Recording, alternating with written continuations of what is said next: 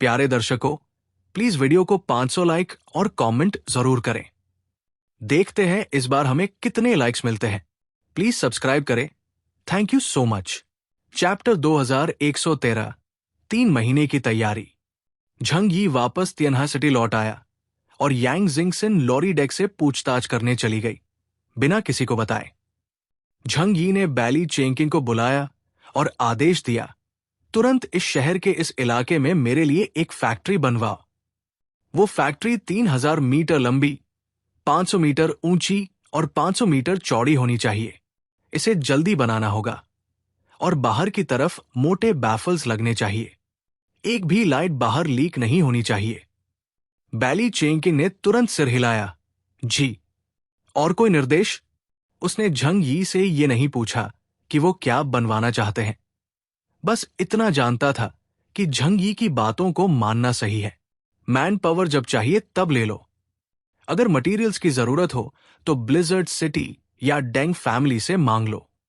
जियांगनन reason में झंग यी असली राजा है और कोई भी उसकी बात नहीं टालता। यहां तक कि लोग तो चाहते हैं कि झंग यी कुछ मांगे। बैली चेंकिंग तुरंत चला गया।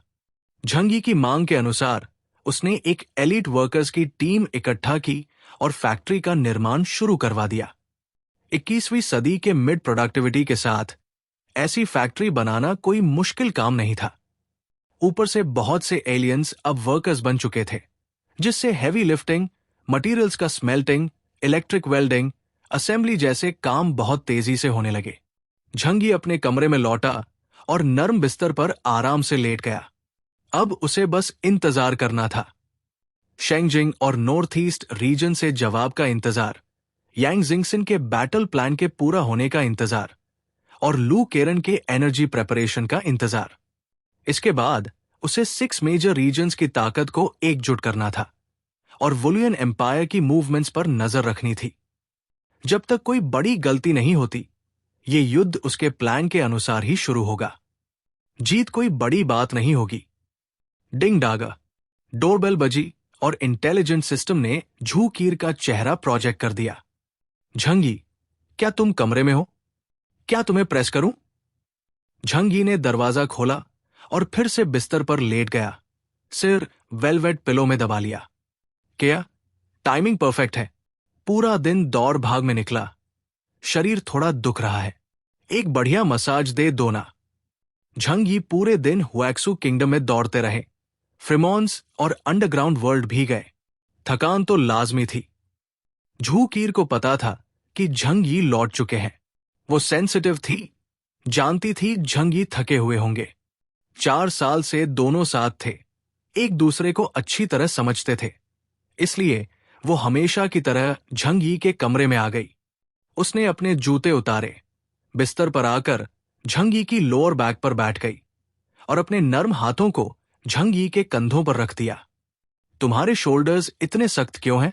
डॉक्टर की पावर इन्फिनिट थी और वो शरीर की थकान दूर कर सकती थी।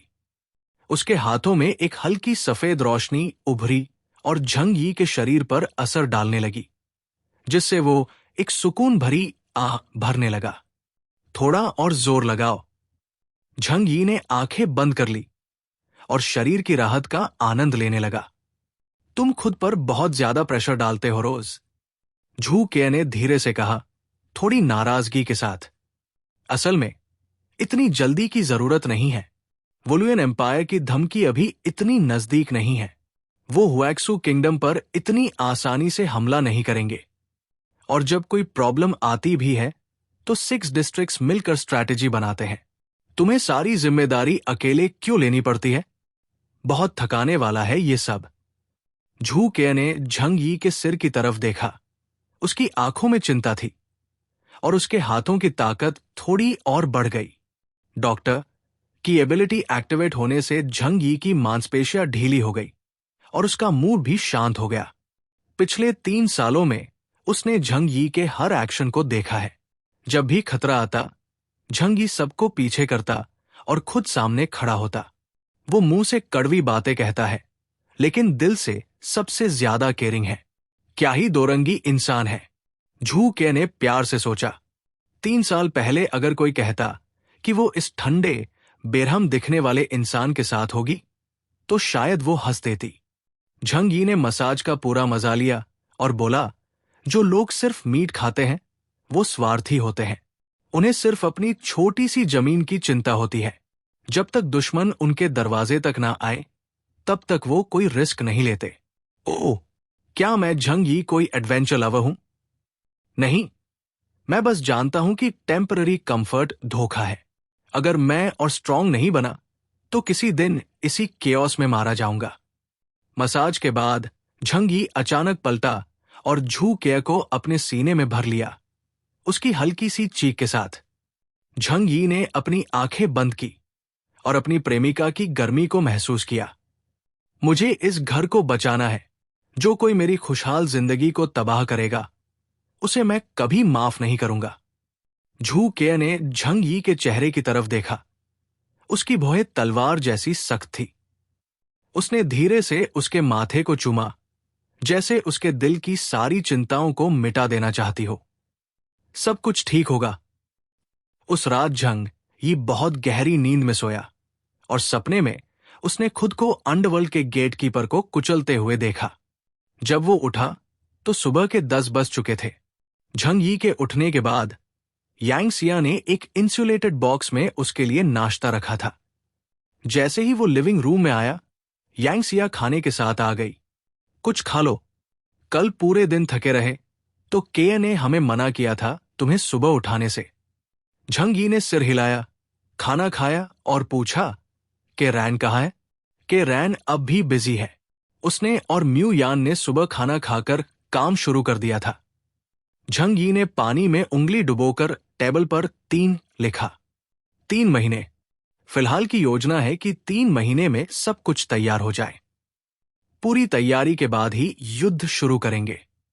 भले ही उसका मन हो कि वुलुयन एम्पायर को तुरंत खत्म कर दे, लेकिन वो जल्दबाजी नहीं करेगा।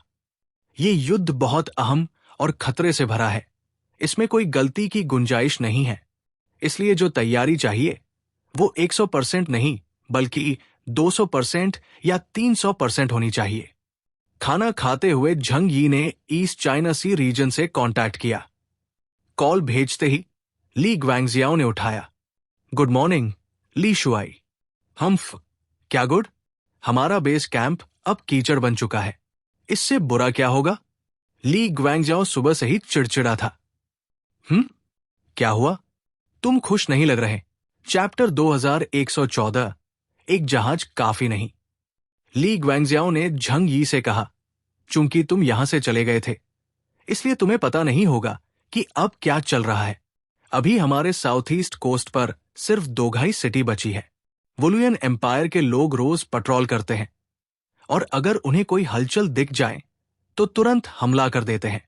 झंग यी ने अपनी आंखें थोड़ी सिकोड़ ली।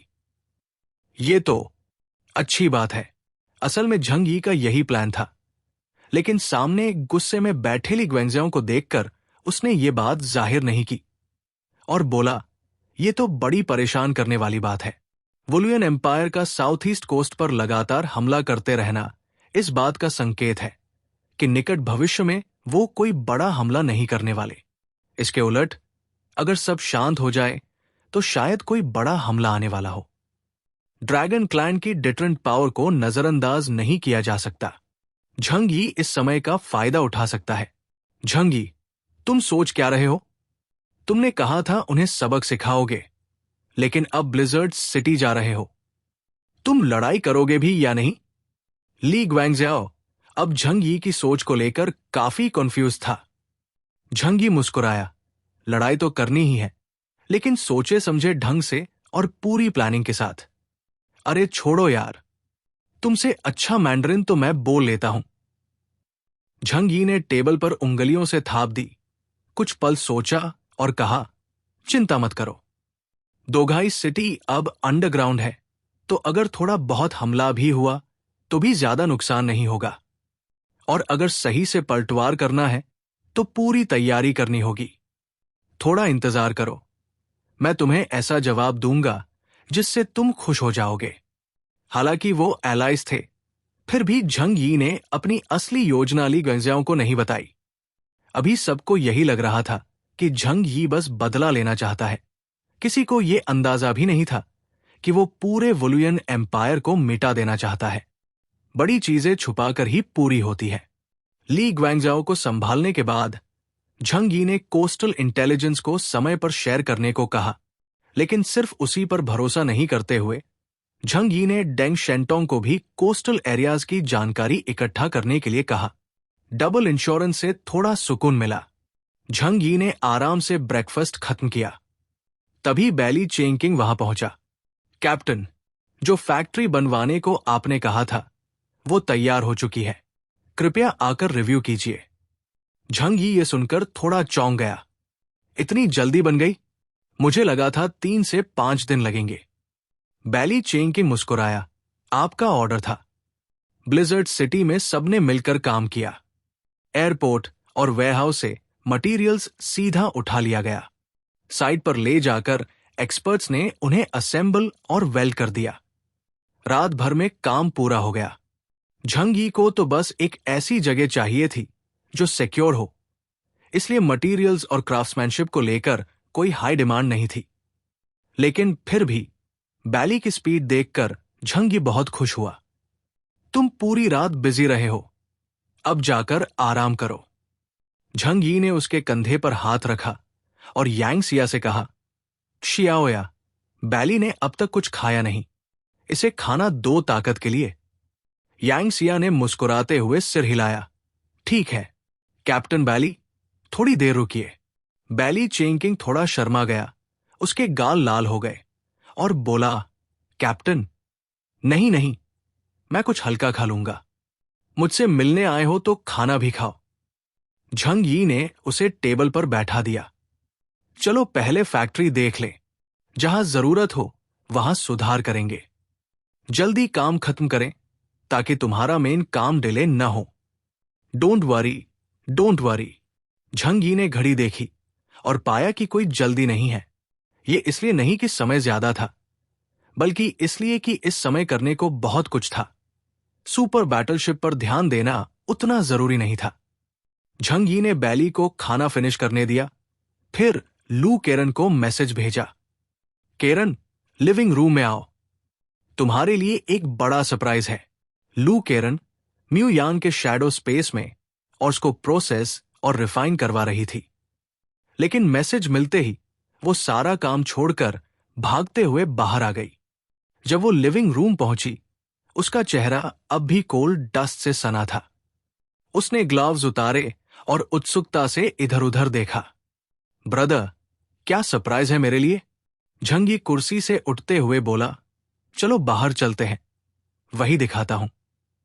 उसने बैली चेंकिंग को इशारा किया और बैली तुरंत आगे आगे चलने लगा। वो giant factory building resettlement area के वेस्ट में थी और तियनहाई फोर्ट्रेस से बाहर निकलते ही दिख जाती थी। कोई ऑप्शन नहीं था।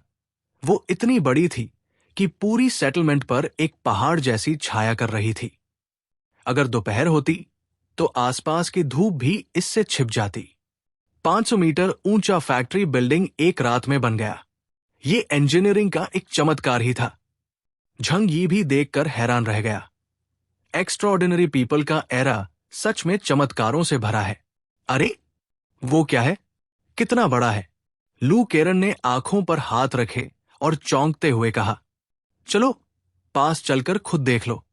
झंग यी ने डायमेंशनल डोर खोला और लू केरन को लेकर सीधा फैक्ट्री पहुंचा। पास जाकर समझ में आया कि बैली चेंकिंग ने कितना ध्यान रखा था। ये फैक्ट्री असल में वेयरहाउस और एयरपोर्ट को जोड़कर टेम्पररी बनाई गई थी, लेकिन सब कुछ स्प्रे पेंट से कवर था, जिससे सब नया जैसा लग रहा था। असल में झंग यी को बस एक टेम्पररी स्पेस चाहिए था। जब दोनों अंदर पहुंचे तो जगह एकदम खाली थी। लू केरन इधर उधर देखती रही, फिर झंग यी की ओर देखकर बोली, ब्रदर, सरप्राइज कहाँ है? अब आता है असली सरप्राइज।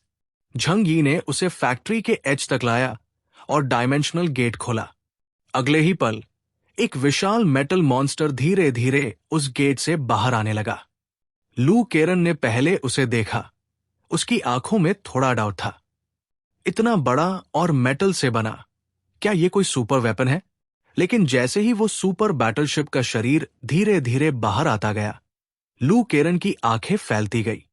शुरुआत में तो उसे लगा कि उसने पूरा देख लिया, लेकिन असल में वो तो सिर्फ आइसबर्ग का टिप था। जैसे जैसे और पार्ट्स बाहर आते गए, उसका चेहरा और शॉक में चला गया। ह्यूमन इंडस्ट्रियल हिस्ट्री की कोई भी चीज इस सुपर बैटलशिप के सामने 1% भी नहीं ठहरती। जब झंग यी ने उसे पूरा फैक्ट्री में उतार दिया, तो लू केरन का मुंह खुला का खुला रह गया। झंग यी ने उसकी फनी एक्सप्रेशन देखी, हंसा और उसके जबड़े को हल्के से बंद किया। उफ! लू केरन को जैसे होश आया। उसकी आंखों में एक्साइटमेंट के आंसू चमकने लगे। ब्रदर झंगी, ये तो कमाल है। ये चीज तुम्हें कहां से मिली?